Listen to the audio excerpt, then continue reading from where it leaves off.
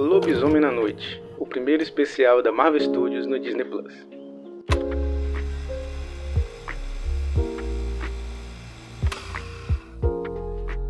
Como eu falei, esse é o primeiro especial da Marvel Studios no Disney+, e é um especial de Halloween. E conta a história, evidentemente, do Lobisomem na Noite, né? Na trama, um grupo de caçadores de criaturas e monstros se reúne na mansão do falecido Ulysses Bloodstone para entrar numa caçada, a fim de que o vencedor fique com a posse da Pedra de Sangue, né? Um artefato poderoso que pertencia a Ulysses Bloodstone. Para isso, eles precisam então caçar o Homem-Coisa. E essa é basicamente a sinopse da trama. Mas antes da gente falar um pouco sobre a trama em si, eu gostaria da gente se aprofundar mais nos personagens, ou quem sabe apresentar, caso você não conheça. O Lobisomem na Noite é um personagem da Marvel, ele existe no mesmo universo de Capitão América, Homem de Ferro, Hulk, enfim. Mas ele não é tão popular, não tem tantas histórias assim. Ele foi criado lá quando o Comic Code Authority, né, que é aquela grande censura que os quadrinhos sofreram, deu uma relaxada, e aí a Marvel queria contar histórias mais adultas, digamos assim, mais de terror, enfim,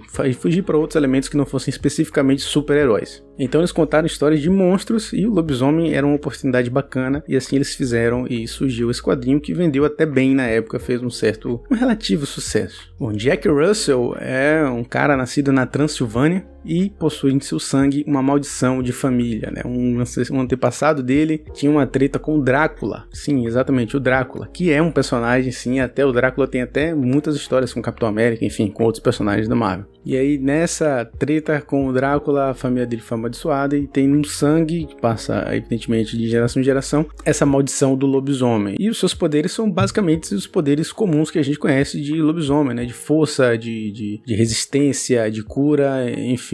Acontece que nos quadrinhos, ele sabendo dessa maldição, em épocas de lua cheia e tal, ele sempre se preparava, ele ia para alguma cabana, para floresta, para lugares isolados para evitar que acontecesse alguma coisa, mas evidentemente que sempre acontece e ele sempre sai e geralmente matava vilões, matava vilões inimigos, tinha grupos que perseguiam ele, inclusive é na história dele que surge um herói que começou como vilão do lobisomem, que é o Cavaleiro da Lua. Por isso que ele tem esse nome, inclusive. O Cavaleiro da Lua foi um mercenário contratado por um grupo que queria capturar o lobisomem para transformá-lo em uma arma de guerra. E esse mercenário ganhou uma roupa de prata para poder lutar contra o lobisomem e tentar capturá-lo. E é por isso que o nome é Cavaleiro da Lua. Lobisomem, Lua, tal. O personagem acabou tendo muito sucesso, muito destaque e acabou ganhando lá a sua própria trama, a sua própria história. Basicamente isso é tudo que você precisa saber sobre o lobisomem para você curtir a história com um pouco mais de aprofundamento. A Elsa Bloodstone aparece como a filha do Ulysses Bloodstone, como de fato é nos quadrinhos. Aliás, as origens dela, da família, é tudo muito parecido, do Ulysses e tal. A história foi muito bem adaptada. Ela vem dessa linhagem de caçadores de monstros, né? E seu pai, Ulysses Bloodstone, também tem uma história relativamente parecida com o antepassado do Jack Russell. Ele teve contato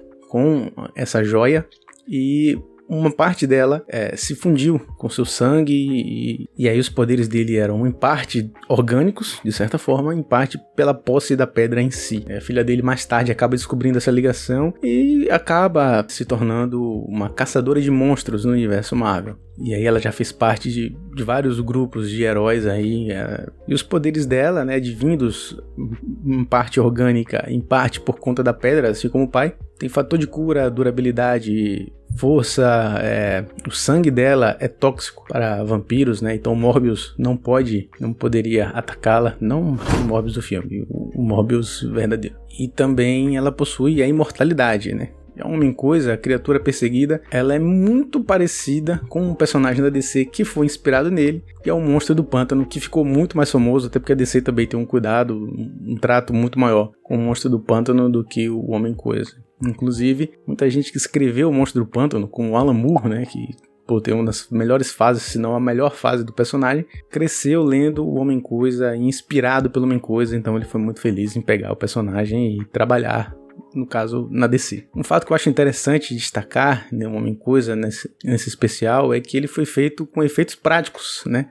Existe realmente a criatura, eles fizeram uma criatura lá meio animatrônico, meio, enfim, não sei bem, mas claro que eles usaram CGI para finalizar, né, para dar certos toques, mas fizeram sim a criatura, e ela se movia e usaram ela no set. Isso foi muito bacana, né, do filme, que usou muitos efeitos práticos, e aliás, mérito para a equipe e para o diretor Michael Giacchino. O Michael Giacchino está fazendo seu primeiro filme, na verdade ele já fez um curta antes, mas esse é sua grande produção de estreia como diretor, ele que é compositor de trilha sonora. Muitas das trilhas sonoras que você provavelmente ama foram feitas pelo Michael Giacchino, inclusive ganhou um Oscar em 2010 pelo Up, Altas Aventuras, aquela trilha maravilhosa dele. E o Homem tá trabalhando, inclusive, esse ano, tá? No final do ano passado, ele fez a trilha sonora do Homem-Aranha, Sem Volta Pra Casa. Esse ano ele já começou com a trilha sonora do The Batman, e a lista dele vai longe. O primeiro Doutor Estranho, a trilha dele, Os Incríveis, Viva a Vida é uma Festa, Divertidamente, Planeta dos Macacos, fez série de TV, Alias, Lost, Fringe, ele fez videogame, inclusive, né? Ele fez os primeiros Medal of Honor, os primeiros Call of Duty e o Black, né? Só pra citar um dos mais renomados, cultuados e principais PS, né?